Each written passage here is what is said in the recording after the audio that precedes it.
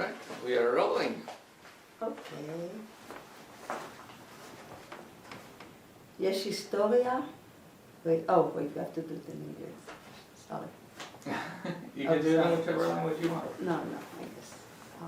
You want to start it over? Or erase it? We're going to be stopping and going anyway. Okay, as you wish. It can be edited, it's digital. There's history, and there's the days before history. Okay, our grandparents, Saba Yoshua, and his wife Bilha, Eliavzan, וחובבי ציון yet in Lithuania in the 19th century. Early in the, well, for sure not later, in the 1880s.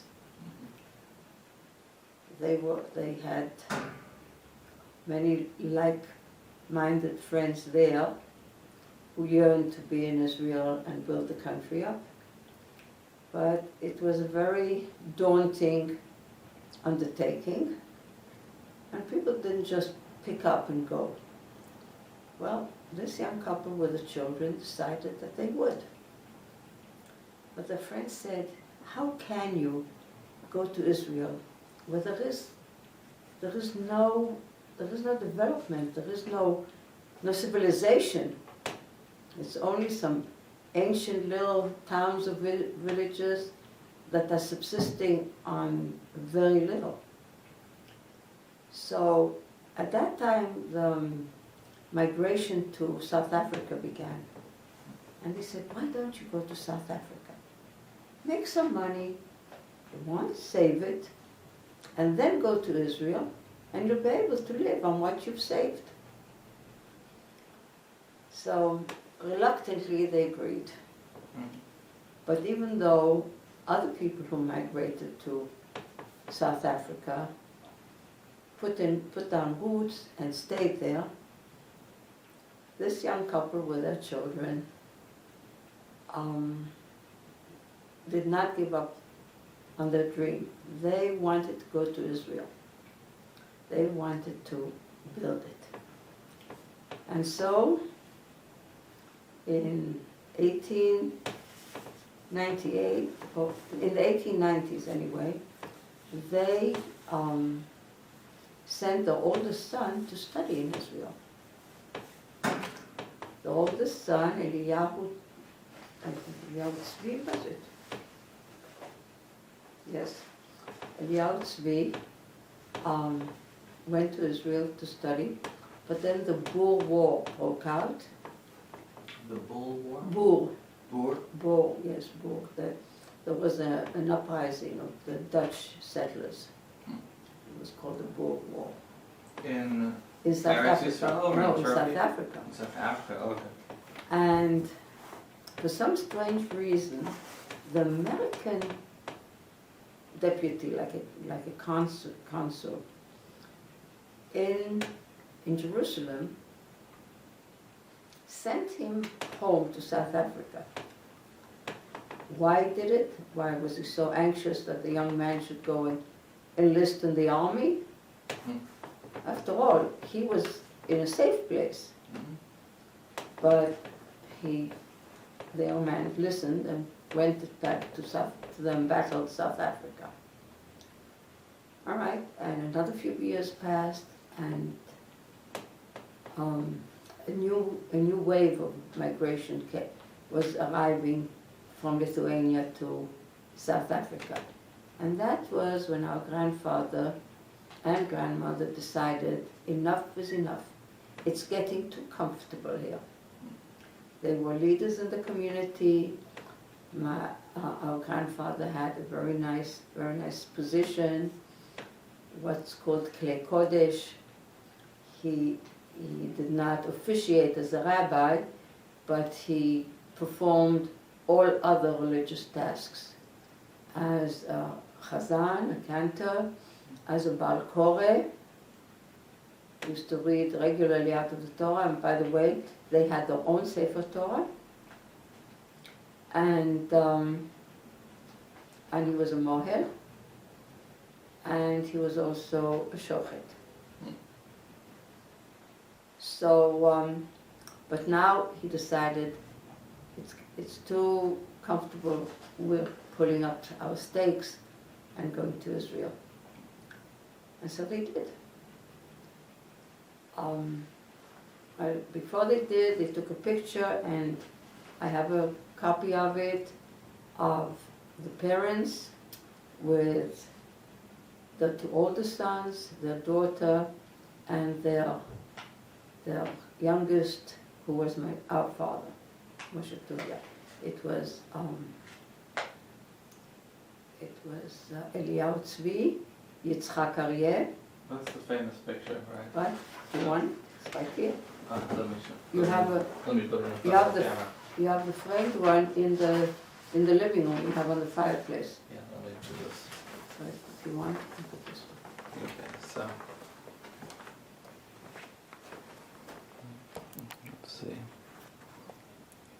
Okay, so here's the family portrait. And who's in the picture? Well, the parents you can recognize, Mm-hmm. and to their left you have the sons. Seated is the Yitzchak Aryeh, he's the middle son. Mm-hmm. The oldest one is standing behind them, and the daughter, Annie, Mm-hmm. is standing behind them as well. And in the middle you also have the youngster, Moshe Tuvia, who Okay. was the youngest. Beautiful. He was the Ben Skunin. Okay. Okay. Anyway, they took this picture before they came to Israel. And when they came, they went to Jaffa. And there was there a very, very nice core or company of Jews who also were interested in building Israel up. Very spirited, very ambitious, very dedicated people of different backgrounds from different parts of the world, but they were all united by the idea of developing Israel. And they didn't want to have just another settlement, one that would evolve. They wanted to plan a city with the streets laid out properly, and as a matter of fact, they seem to have had a special love for streets that were radiating out of park or of a circle. But at all events, they wanted their streets to be properly planned out and executed. And in the beginning, when they organized themselves, they were called Achuzat Bait, which meant a homestead. And they did sort of move into a neighborhood of Jaffa. But as I said, that was not their dream. They wanted to move on. And by the way, I'd like to make an aside and just give you an idea of what living conditions were like in those days in Israel. Because there was no plumbing in Jaffa. It was not known. There were outhouses in the backyard. There were wells, water wells, with like a pump over them, a hand pump, that people could go and pump up some water and bring into their apartments. But there were no amenities, and life was pretty primitive. And we have to remember that this family the Eliavson, or it's pronounced in English Eliavson, came from a much more advanced society where the amenities of life were accepted as a way of life. So it wasn't easy. And I would say that especially it wasn't easy on their daughter, because the parents were so enthusiastic and so happy to be in Israel, to have achieved their dream of coming to Israel. They didn't mind it. But the young lady, the teenager who left behind her circle of friends and found herself thrown back a century in time, had a lot to put up with. Anyway, with their friends, they raised money, they pooled their money and bought whole tracts of land north of Jaffa, on the beach, in the sand dunes. The family or the group? No, the group. And By the then, way, if I could step back, yes, they arrived in Jaffa. yes. Oh, and did I say when? In 1906. I don't Okay. think I mentioned it. And how did they come into contact with this group? Do you know? Well, they came to an Arabic city, Mm-hmm. but there were Jews living there. As soon as they came, they met them. There were synagogues. There was a community life, Mm-hmm. and they joined. Mm-hmm.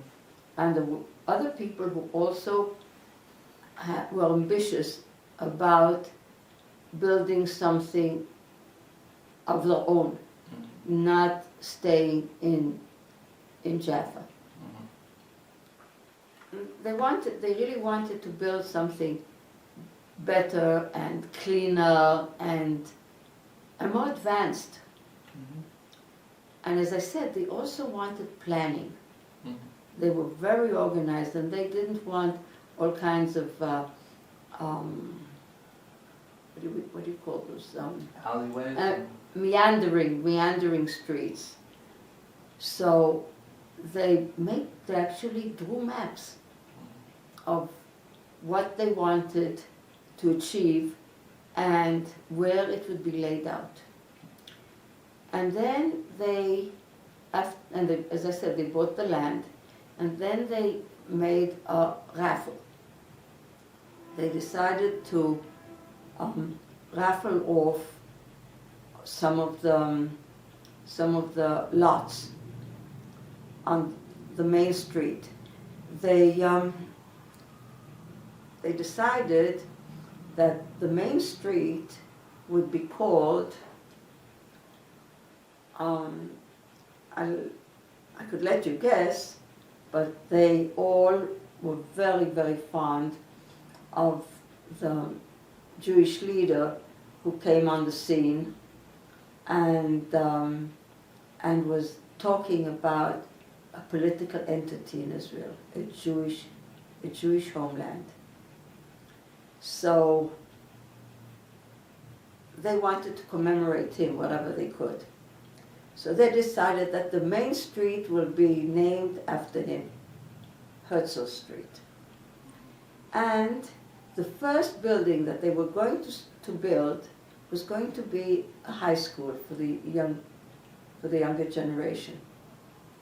And of course, the name of the high school would be Herzliya.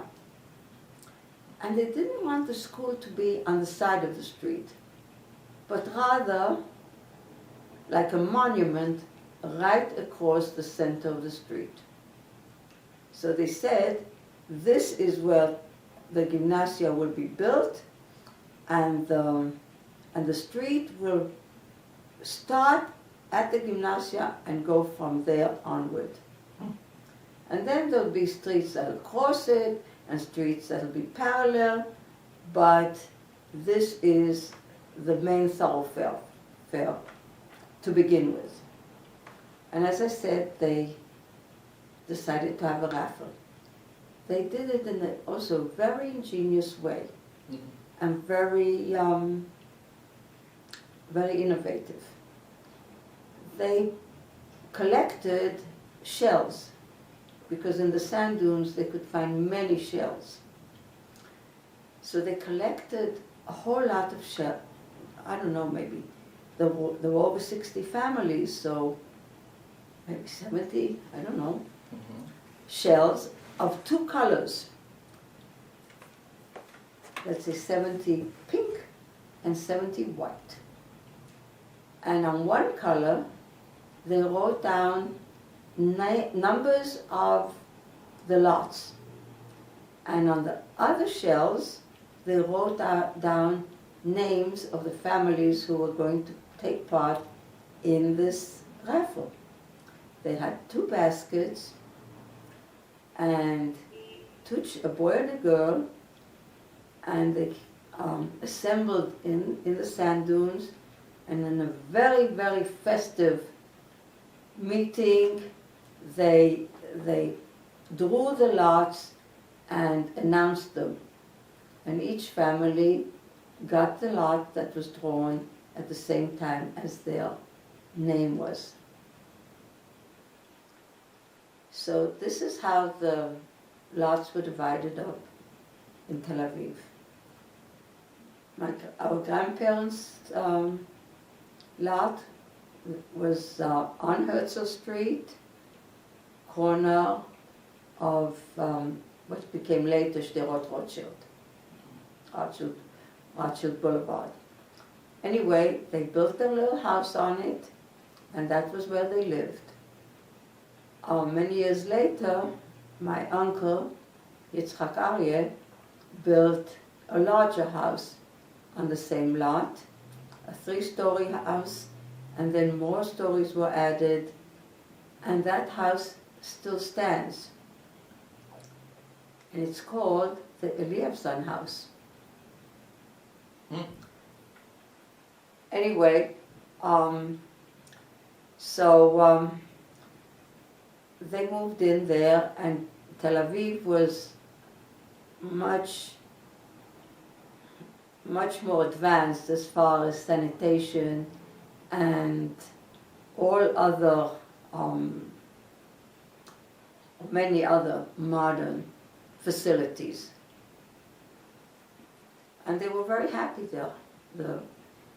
The parents were elated. Finally, they arrived El Hamnucha ve'el Hanachala, to their resting place, to their place where they wanted to settle. And they were just euphoric. Even their first grandchild was born, well, actually still when they were in Jaffa. So, and they thought that they would stay there indefinitely. Unfortunately, World War I changed plans a little bit, because the Turkish government, one of the things they did was chase out or deport the citizens of Tel Aviv. So first they just ran to other Jewish towns, but eventually the Turkish government gave out an ultimatum. Either they were to leave the country, all those who were of English, American, or Russian nationalities, or they would be taken to concentration camps, marched to concentration camps. So many of the Jews just picked themselves up and went to Egypt. And our grandparents, along with their the youngest son and their daughter, came to America from there.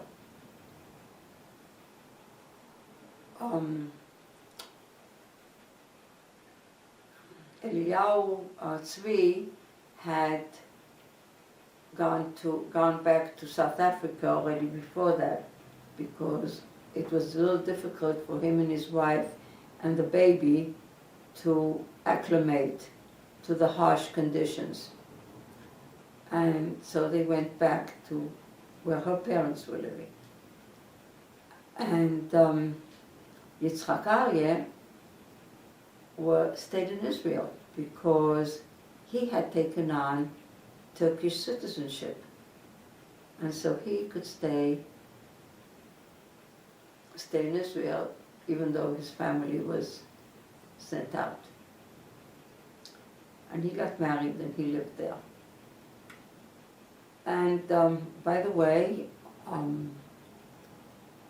our grandparents and the Yitzhak bought lands all over Tel Aviv. They had quite numerous plots of land. From the money from South Africa? Some of the money from South Africa, and then later, when the parents and Annie and Moshe Tuvia came to America, they would send practically all the money that they earned to Israel to buy more land. Who were they buying the land from? Arabs. Okay. Were the Arabs living there in those areas? No, it was all sand dunes. I don't know if they bought it from individual Arabs or from the government, for that matter. But it was really just in the sand dunes. Like what we see today in many areas when you're driving towards Yerushalayim, right? Just undeveloped area. Yeah. Well, that was even more because it just stretched out endlessly. Mm. If you want to picture yourself a desert, that's what it looked like. Well, Tel Aviv is like on the beach, so maybe it's just a big beach. It was still a desert. It's desert. It was sand dunes that were like very big hills. Wow. Sand hills. When I was growing up, we had it near Bat Yam, north of Tel Aviv. Mm. There were still very big stretches of sand, and you could climb, and it was pretty high, because you have to realize that Israel is in kind of it's a direct line. It's not straight. It's not east to west, but it's more from southwest to northeast. But it's in a straight line from the Sahara Desert. And winds blowing on the Sahara Desert blow sand from there across the water even, which land in Israel.